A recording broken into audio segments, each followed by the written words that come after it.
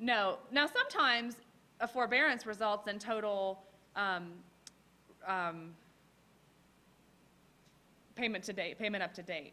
I can't think of the word. Reinstatement. Sometimes it involves total reinstatement. They know that they're getting a lump sum of money, a commission check, what have you. If they can prove it, special forbearance might be the way to go, okay? But more often, it's maybe an unemployment situation or something like that. It's not a standalone. It either needs to be paid current, paid off, if maybe the loan is in contract and going to be paid off, or it needs to be followed up by another of the loss mitigation options, okay? If the special forbearance expires and either the situation is not fixed or maybe the borrower hasn't been responsive to our attempts at follow-up, whatever delinquency phase they should have been in, it'll commence, okay? So if they're now 4 or 5 payments past due, but we haven't heard from them and there's no additional loss mitigation option going on, the foreclosure process will begin. Okay, so it's not a standalone. Okay, repayment plan I think is somewhat intuitive. I'm sorry, go ahead. On the special depending on investor requirements, of course, but is this a one-time only thing? Like I have one of my clients who's a baseball umpire and that's all he does, so he doesn't work. I didn't mean to roll my eyes. Okay. Awesome job, but hello. Yeah, well, actually a similar situation happened that I was involved with where a teacher, my dad was a teacher and his pay was just prorated. He just was paid year-round and there was no choice. But this particular school district gave them the option of spreading their pay over 9 months or the full 12 months. And this teacher chose to have it spread over 9 months with the understanding that the 3 months during the summer she would get a job, a part-time job, because, you know, she's not teaching, to bridge the gap. Well, when the end of the school year came, she was either not able or not motivated to find another job, and she had no reserve funds, so she pretty much knew she was going to fall behind. We set her up on a forbearance and ultimately, I think, modified the loan to bring her current.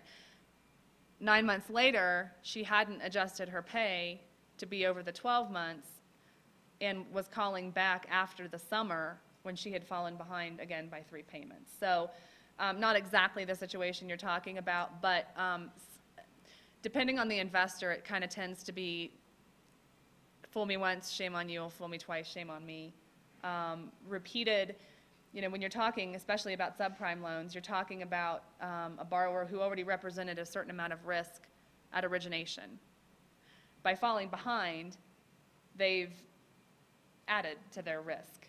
Okay, so if you mitigate that risk with loss mitigation, if they again fall behind, a lot less willingness to work with them again. So relative to the umpire, if it's a situation where he's not making the changes to prevent that continual delinquency, probably not going to be a lot available to him after the first or second go-round, depending on the type of loan he has. Okay. Regardless of which process it is, special forbearance, partial claim, documentation is standard, correct? All the same. I wouldn't say that. A special forbearance is going to be real heavy on the reason for default and the proof that it's going to get better. Okay. Whereas a modification or a partial claim or one of the other follow-up options, it's really more about the current financial situation. And I'm sorry, the question was, regardless of the option, the retention option, all of the documentation standards are going to be the same. And the answer is not really. Because a forbearance is kind of a different animal where you're giving someone permission to fall behind, kind of looking at what was the situation, what is the situation going to be, looking for proof of it. Modification, partial claim, repayment plan is more a budget analysis and proof that that budget analysis is accurate. Okay? Okay, any other questions before we move on? I think I saw another hand. No? Okay. Repayment plan tends to be the most well understood that's out there. It's probably the most often utilized right now because of some investors not being real keen on doing a lot of modifications. at Chase, we will go up to 24 months. We don't like to because of the lack of success for borrowers once they get past the 9 or 12-month mark on a repayment plan. But we do respect the fact that some investors do not offer modifications. So if we don't do a repayment plan, there's pretty much no option to help them. So we will go out to 24 months in situations where there's not a modification available.